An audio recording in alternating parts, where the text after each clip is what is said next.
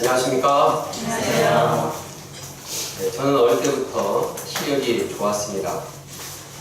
그래서 저는 계속 시력이 좋은 줄 알았는데 몇 년 전에 수양회 때 스크린을 자막을 띄웠는데 잘 보이지 않았습니다.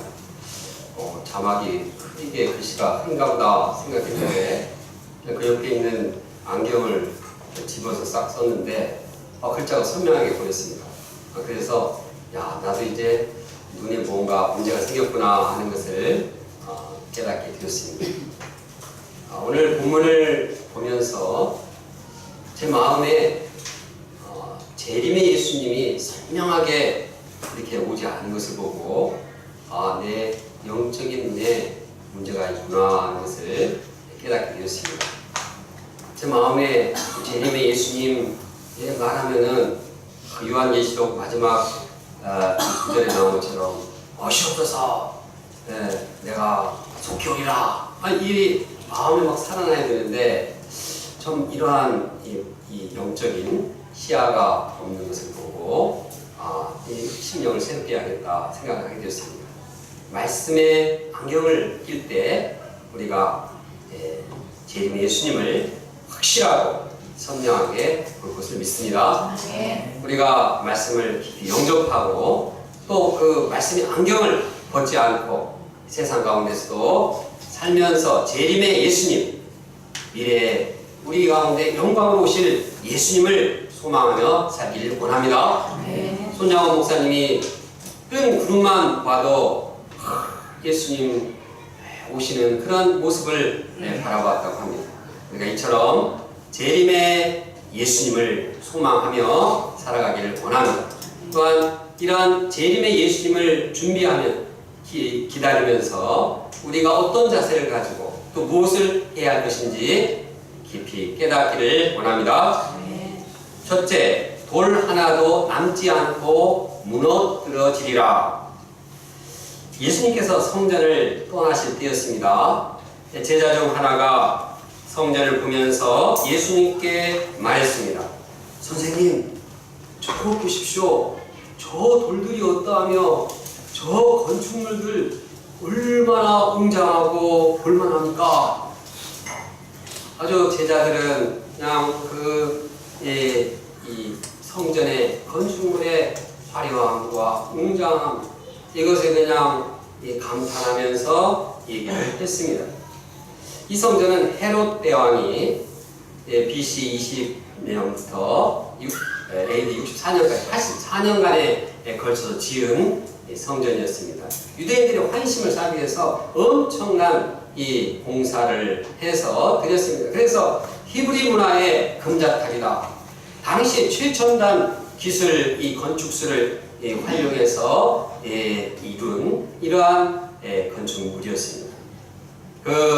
이 성벽 높은 곳은 그냥 50m 이런 높은 그러한 그 성벽의 그 높이도 있었습니다. 그냥 기둥이 막 12m 우리 이 센터 건물보다 더 높고 그냥 폭이 6m라는 이러한 엄청난 대리석들이 있었다고 합니다. 100톤 이상 되는 이 돌들로 이렇게 많은 돌들이 이렇게 엄청난 성전을 이루고 예루살렘 도시의 6분의 1을 이 성전이 차지할 만큼 어마어마한 이 규모의 성전이었다고 합니다. 그리고 성전 입구와 그 지붕은 황금으로 이렇게 입혔습니다. 그래서 해가 뜨면 반짝반짝 빛이 나고 아주 환상적으로 모습이 드러났습니다. 또 들쑥날쑥하게 이 참 엇갈려 쌓은 이 돌벽이 마치 파도가 이렇게 흐르는 것처럼 인상을 주었습니다. 유대인들이 이 랍비들이 특히 이러한 성전에 대한 표현을 다음과 같이 했습니다. 성전의 건축 양식을 보지 않고서는 화려한 건축물을 봤다고 말할 수 없다. 이렇게 표현을 했습니다. 성전이 얼마나 화려하게 이렇게 말했을까요? 그런데 이 어촌 출신 이 갈릴리 이 제자들이 이 어리으리한 이 성전 건물을 볼 때 얼마나 눈이 휘둥그레졌겠습니까? 그들은 그 마음 가운데 이제 또 뭔가 이 기대가 있었습니다. 예수님이 예루살렘에 들어가면 이스라엘 왕이 될 것이라는 그러한 기대가 있었습니다. 그래서 예루살렘 입성 전에 내가 예수님의 좌우편에 앉겠다고 서로 다투었습니다. 그리고 이 예수님과 함께 이 권세를 누릴 그런 생각을 했습니다. 그러니까 제자들은 이제 이러한 성전에도 어깨에 폼을 어깨에 이 힘을 주고 폼 잡고 거닐 것을 꿈을 꾸었을 것입니다. 그러나 예수님은 제자들과는 전혀 다른 시야를 가지고 계셨습니다. 제자들에게 충격적인 말씀을 하셨습니다. 예수께서 이르시되 네가 이 큰 건물들을 보느냐? 돌 하나도 돌 위에 남지 않고 다 무너뜨려지리라. 예수님은 현재의 웅장한 건물만 보지 않으시고 미래의 성전의 모습을 보셨습니다. 예수님 당시는 성전이 완공되지 않은 때였습니다. 그러나 이 성전이 완공된 지 6년 만에 예수님의 말씀은 그대로 이루어졌습니다. 돌 하나 돌 위에 남지 않고 모든 성전의 벽돌이 다 깨질 만큼 완전히 파괴되었습니다. 로마의 장군 티투스 장군에 의해서 이 진멸을 당하게 된 것입니다.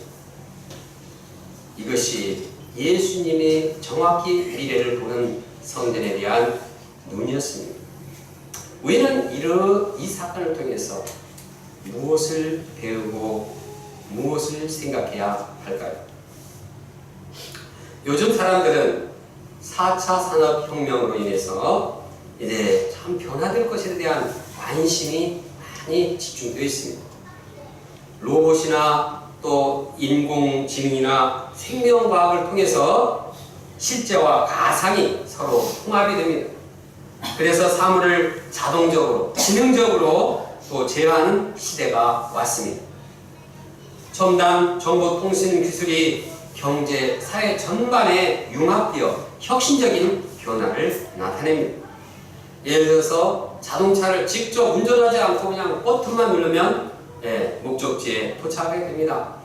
그냥 이제 택배 필요 없습니다. 이 드론이 다 배달을 해줍니다. 인간의 수명이 이 생명과학의 발달으로 인해서 200년, 300년으로 연장이 됩니다. 사람들은 이러한 신세대를 꿈꾸고 기대하고 있습니다. 물론 이러한 현상을 꼭 부정적으로만 보라는 뜻이 아닙니다. 요점은 그것만 바라보서는 안 된다는 것입니다. 우리는 미래의 종말을 바라봐야 합니다. 성전 멸망과 같이 세상 종말이 있음을 직시해야 합니다. 예수는 말씀하십니다. 이와 같이 너희가 이런 일이 일어나는 것을 보거든 인자가 가까이 곧 문 앞에 있는 줄 알라. 예수는 성전 종말을 보여줌으로써 이제 세상 종말이 왔다, 세상 종말이 있다는 사실을 깨우쳐 주기를 원하셨습니다. 그러므로 우리는 언젠가는 세상이 다 무너질 것이라는 이 미래를 예상해야 합니다. 최첨단 문화 문명이 다 파괴되고 사라질 뿐만 아니라 이제 온 천지 만물이 다 사라지게 되는 날이 있는 것입니다. 예수는 말씀하십니다. 천지는 없어지겠으나 내 말은 없어지지 아니하리라. 우리가 영원한 영원히 사라질 세상에 소망을 둔다면 얼마나 험한 일입니까? 다 없어질 것에 소망을 두는 것이 얼마나 어리석은 일입니까? 우리는 눈에 보이다가 사라질 세상의 소망을 놓기 아니라 영원히 사라지지 않는 말씀에 소망을 두고 살아야 합니다. 또 성전 건물의 파괴를 통해서 우리는 새 성전 대신 예수님을 영접하고 그분에게 소망을 둬야 합니다. 성전 파괴는 단순히 건물 파괴만을 의미하지 않습니다. 성전이 사라짐으로써 성전의 시대는 다 사라졌습니다. 성전이 없어졌는데 율법에 나온 그 성전에서 드리는 제사가 어떻게 행해지고 그 의미는 이제는 사라지게, 의미는 살아있겠지만 이 율법을 이제 제대로 지킬 수 없습니다. 많은 부분이 성전의 제사에 관련되어 있는데 성전이 지금까지도 없습니다. 전에 이스라엘 여행 갔는데 뭐 이렇게 도움, 둥근형 지붕에 도움이 있어서 야 저거 반짝반짝 빛나서 저게 이 성전인가? 물어봤더니 모슬렘 서원이라고 했습니다. 이 이스라엘의 하나님의 성전은 존재하지 않습니다. 이제 성전이 파괴되었고 이것은 새로운 성전의 시대가 도래하는 것을 말하고 있습니다. 그런데 예수님께서는 자신이 성전보다 크시다고 공포하셨습니다. 자신이 성전이라고 말씀하셨습니다. 손으로 지은 성전을 헐고 손으로 짓지 아니한 다른 성전을 사흘에 지으리라고 말씀하셨습니다. 예수님의 말씀대로 예수님께서 죽으시고 부활하심으로써 예수님이 영원하고 완전한 하나님의 성전이 되셨습니다. 동시에 우리가 예수님을 믿을 때 우리 역시 새로운 성전이 되었습니다. 그러므로 우리는 성전 되신 예수를 영접함으로써 하나님과 함께 우리는 이제 성전에서 살게 되었습니다. 따라서 우리가 성전, 이 건물 성전이 아니라 이제는 예수님의 성전, 우리 마음의 성전, 몸의 성전을 바라보며 감사하며 찬양을 하며 살아가야 하겠습니다. 둘째, 인자가 구름을 타고 오는 것을 보리라. 3절에서 23절까지는 성전이 멸망하기 전에 그 징조들이 어떠한가를 기록하고 있습니다. 또 성전 멸망이 있을 때 어떤 자세를 가지고 무엇을 해야 되는지를 기록하고 있습니다. 이 내용은 성전 멸망 때뿐만 아니라 세상 종말 때에도 비슷한 내용에 해당하는 내용입니다. 왜냐하면 하나님의 심판의 징조는 시대를 초월해서 거의 유사하게 비슷하게 나타나기 때문입니다.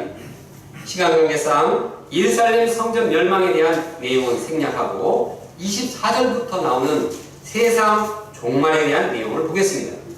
예수는 세상 종말의 이 징조를 말씀하십니다. 그때는 전체 우주 만물이 이제 변화됩니다. 태양이 빛을 잃고 태양이 어두워지고 달이 빛을 잃습니다. 별들이 떨어집니다. 하늘의 권들이 이제 무너지게 됩니다. 이것은 전무후무한 아주 대환란인 것입니다. 이러한 자연재앙은 세상에 엄청난 슬픔을 가져다 주게 됩니다. 그러나 이때 절망하지 않고 희망을 가지는 근거가 있습니다. 그것은 그때 예수 그리스도께서 재림하시기 때문입니다. 26절을 함께 읽겠습니다. 시작. 그때 인자가 구름을 타고 큰 권능과 영광 오는 것을 사람들이 보리라. 예수는 초림 때 초라한 모습과는 달리 이제는 영광과 이제는 심판의 주로서 이제 참 권능을 가지고 나타나십니다. 예수 그리스도께서는 천사를 보내시며 이 자녀들마다 모든 세상 하늘 끝에서부터 땅 끝까지 자신의 자녀들을 불러 모으십니다.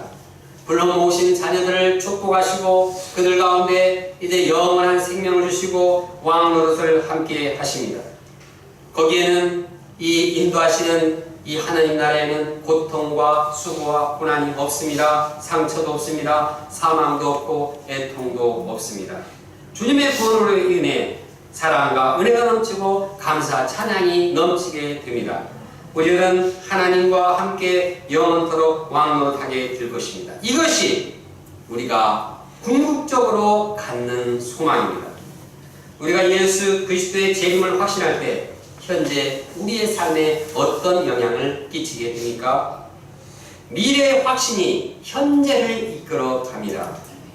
미래는 미래로만 끝이지 않습니다. 현재 우리의 삶의 변화를 일으킵니다. 예수님께서 재림하셔 영원한 하나님 나라로 인도하시는 것을 확신할 때 우리는 현재에도 소망과 기쁨이 넘치게 됩니다. 과거 우리는 예수 그리스도의 은혜로 구원을 받았습니다. 그리고 미래에는 예수님이 재림하시고 영원한 하나님 나라가 우리에게 보장되었습니다. 우리는 그 가운데서 구원의 은혜 시작해서 이제 영원토록 하나님 나라로 인도하는 예수님께서 재림하시는 그 소망 가운데서 우리는 그 가운데에 연결되어 살고 있습니다. 우리의 삶은 과거에서 단절된 것도 아니고 미래로 단절된 이 땅에서만 삶이 아닙니다. 이 땅의 삶은 영원히 예수님께서 재림하셔서 우리와 함께 하시고 우리를 영원토록 인도하시는 하나님 나라로 열려있고 연결된 것입니다.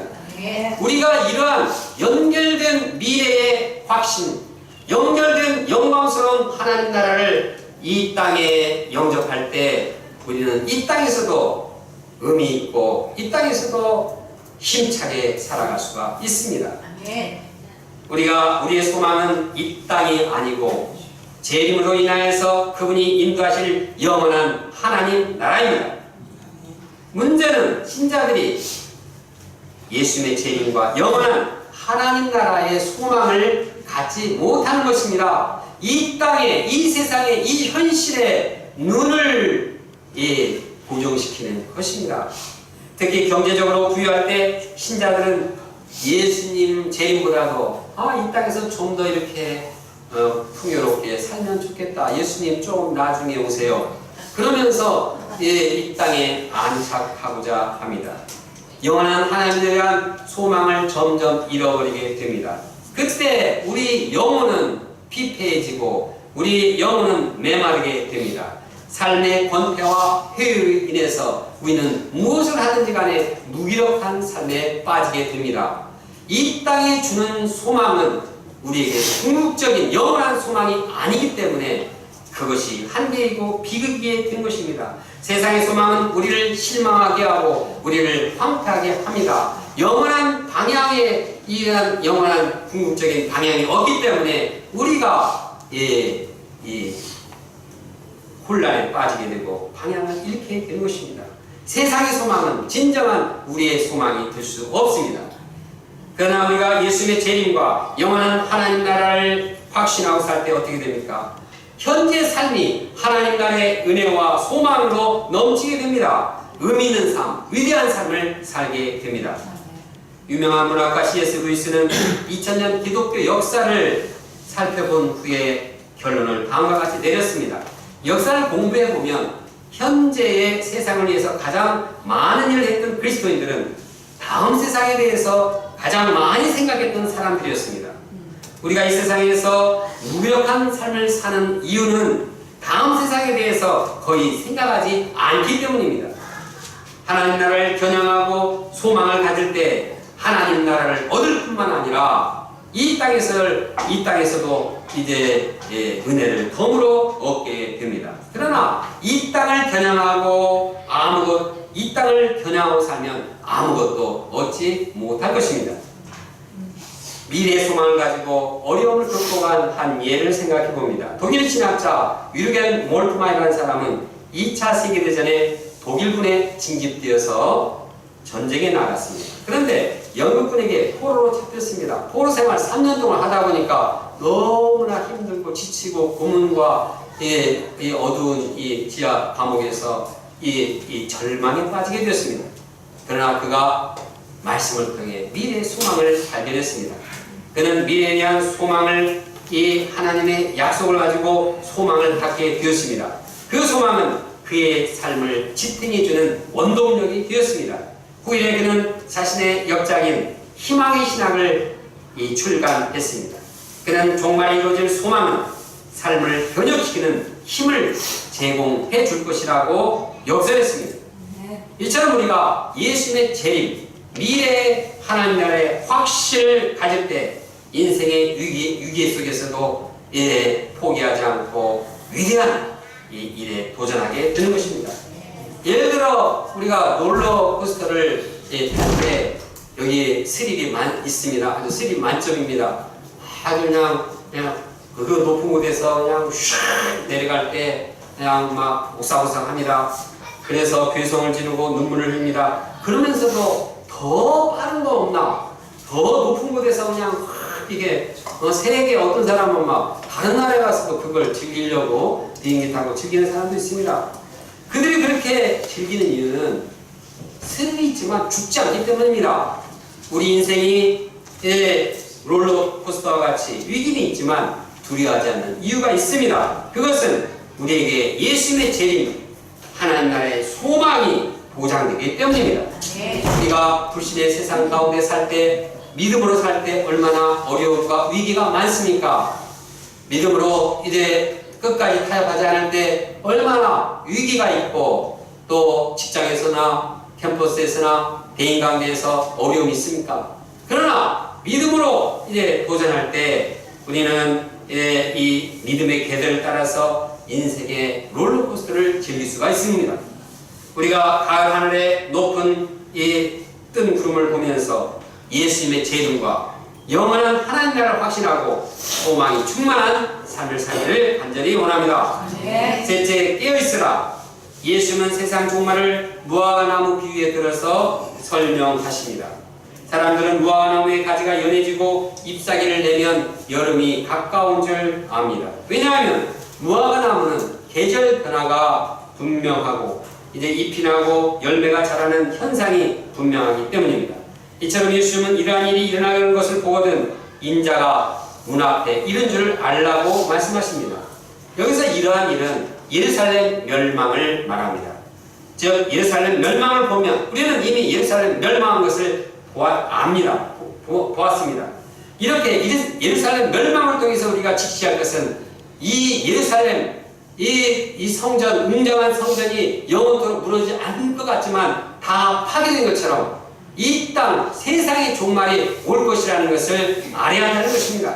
우리는 예루살렘 성전을 과거 일로만 바라보지 말고 이를 통해 세상의 종말도 멀지 않았음을 깨달아야 하는 것입니다. 32절부터 세상 종말을 어떻게 준비해야 하는지 말씀하고 있습니다. 예수님은 세상의 종말의 날을 아무도 모른다고 했습니다. 천사도 모르고 예수님도 모른다고 했습니다. 왜 이처럼 모른다는 말을 언급했을까요? 그 이유는 모르기 때문에 어떻게 해야 한다는 것입니까? 깨어있어야 하는 것입니다. 알면은 언제 종말이 오나, 언제 예수님 재림을 알면 그날 맞춰서 준비하면 됩니다. 그러나 예수님은 그걸 원치 않으십니다. 예수님은 우리가 항상 깨어서 준비하고 예수님의 재림을 사모하고 기다리기를 원하시는 것입니다. 33절을 함께 읽겠습니다. 시작. 주의하라 깨어있으라 그때가 언제인지 알지 못하리라. 37절 읽겠습니다. 시작. 깨어있으라 내가 너에게 하는 이 말은 모든 사람에게 하는 말이니라 하십니다. 예수님은 깨어있는 것을 이해하기 위해서 비유를 말씀을 하십니다. 주인 집을 떠나 타국으로 갈 때 그 자기의 사물을 종에게 맡겼습니다. 종은 이 주인이 언제 들어올지 모르기 때문에 그 맡은 일을 열심히 감당해야 했습니다. 언제 돌아오실지 모르기 때문에 깨어서 항상 자기의 맡긴 일을 충성을 해야 했습니다. 이와 같이 우리는 예수님이 언제 오시든지 이제 예수님을 준비하는 자세로 깨어 있어야 합니다. 영어로 W 스펠링으로 시작하는 세 단어가 재림을 준비하는 자세를 보여줍니다. 첫째로는 waiting입니다. 기다려야 됩니다. 둘째로는 바라봄, watching입니다. 또 셋째로는 waiting, 깨어있음입니다. 다시 한번 해볼까요? 첫째로는 waiting, 두 번째로는 watching, 세 번째로는 waiting. 우리가 이제 참 예수님이 오실 때 오실 것을 기다리는 사람이 되어야 합니다. 기다리다가 지쳐가지고 난 모르겠다. 기다림을 포기해서는 안 됩니다. 어제 축구를 본 분들이 있을 것입니다. 그냥 한 골 들어가니까 왜 이렇게 힘든지 연장전에 그냥 들어가서 그냥 그때 모르겠다. 안 들어가니까 포기하자 그렇게 합니까? 한 골 넣으니까 그냥 기다렸던 거 얼마나 환호성을 쳤습니까? 우리가 예수님 기다리는 마음이 그 정도보다는 훨씬 더 이 기다리는 자세가 있어야 하지 않겠습니까? 이 한 골 넣는 걸 얼마나 소원합니까? 그런데 왜 우리는 예수님의 재림에 대해서 어서오셔서 이렇게 이 간절한 마음이 없습니까? 우리가 기다리는 자세를 가져야 하겠습니다. 또한 기다리면서 우리는 어떻게 합니까? 예수님만 바라봐야 합니다. 워칭. 이제 예수님을 바라보지 않고 자꾸 딴 것만 바라보면 안 됩니다. 이 골이 아시안게임 축구를 하더라도 그냥 그것만 바라보면 안 되고 그걸 통해서 예수님도 오시겠지. 예수님을 바라보고 예수님을 끝까지 이제 바라보는 자세를 잃지 않아야 하는 것입니다. 예수님을 잃어버리면 이제 다른 유혹에 빠지면 멍하게 영적으로 좋은 게 되는 것입니다. 또한 기도하면서 마음의 영적인 긴장을 풀지 않아야 합니다. 깨어있는 것은 기도하라 하는 것과 마찬가지입니다. 예수님은 제자들에게 깨어 기도하라, 이제 기도하라고 말씀하고 있습니다. 예수님께서는 깨어있으라고 제자들에게 이렇게 명령하시고 이 본문 9절에 서너 절 사이에 깨어있으라는 말을 4번이나 반복하지만 그 다음 장인 14장에 보면 제자들은 깨어있기는커녕 다 자고 있었습니다. 본문에 이제 이 제자들은 겟세마네 동산에서 예수님은 열심히 땀방울이 핏방울이 되기까지 기도하는데 제자들은 잔이라고 정신이 없었습니다. 예수님은 이러한 베드로를 향해서 말씀하십니다. 시몬아, 자느냐? 네가 1시간도 깨어있을 수 없더냐? 시험에 들지 않게 깨어있어 기도하라. 1시간도 깨어있을 수 없더냐? 예배보는 1시간도 깨어있지 못해가지고 조느냐? 시험에 들지 않게 해서는 좀 깨어나라. 그리고 또 와보니까 또 자는. 그리고 예수님 잡히니까 제자들은 예수님 버리고 다 도망가고 있습니다. 제자들은 이렇게 깨어있지 못한다는 것을 마가복음은 잘 드러내고 있습니다. 왜 이러한 말씀을 이렇게 기록했을까요? 그것을 읽는 자들에게 깨어있지 못한 자들이 얼마나 그 모델을 보여준 것입니다. 그리고 이렇게 하면 안 된다는 것을 보여주기 위한 것입니다. 그 내용은 우리로 하여금 깨어있지 못하는 자신을 바라보게 하는 것입니다. 깨어있지 못하는 우리를 경고해 주는 것입니다. 우리가 말씀을 듣고 난 후에 제자들처럼 이제 깨어있지 않는 이러한 잠들지 않도록 깨어있어야 합니다. 우리가 이렇게 말씀을 깨어있으라는 말을 반복해서 듣는데 그냥 예배 마치고 그냥 집에 가면 그냥 예수님 재림 다 잊어버리면 그것은 깨어있는 것이 아닙니다. 캠퍼스에 가고 또 직장에 가더라도 예수님의 재림을 사모하고 재림의 예수님을 마음에 살아있도록 하는 것이 깨어있는 자세인 것입니다. 우리가 언제 어디서든지 다시 오실 예수님을 바라보며 깨어있는 생활을 해야 하겠습니다. 우리가 깨어서 예수님의 맡기신 일들을 충성을 다해야 하겠습니다. 집주인이 종들에게 사물을 맡기듯이 예수님은 우리에게 사명을 주십니다. 그 사명이 무엇입니까? 그것은 복음 전파의 사명입니다. 다같이 13장 10절을 함께 읽겠습니다. 시작. 복음이 먼저 만국에 전파되어야 할 것입니다. 다시 한번 읽겠습니다. 시작. 복음이 먼저 만국에 전파되어야 할 것입니다. 이 말씀은 예루살렘 성전 멸망과 박해 시에 제자들이 무엇을 해야 하는 것을 주는 방향입니다. 동시에 세상의 종말 가운데 있는 이 준비하는 우리가 감당해야 할 사명입니다. 먼저 복음이 전파되어야 할 것이다. 먼저라는 말은 복음 전파의 중요함을 말하고 있습니다. 다른 많은 할 일도 있습니다. 우리가 직장에서 일도 하고 캠퍼스에서 공부도 해야겠지만 먼저 가장 중요한 일은 복음 전파의 사명입니다. 신자는 가장 중요하게 복음 전파의 사명을 앞세워야 합니다. 만약 우리가 복음을 전파하지 않고 그대로 앉아있다면 이것은 자고 있는 상태입니다. 그러므로 우리가 깨어서 복음 전파에 힘써야 하겠습니다.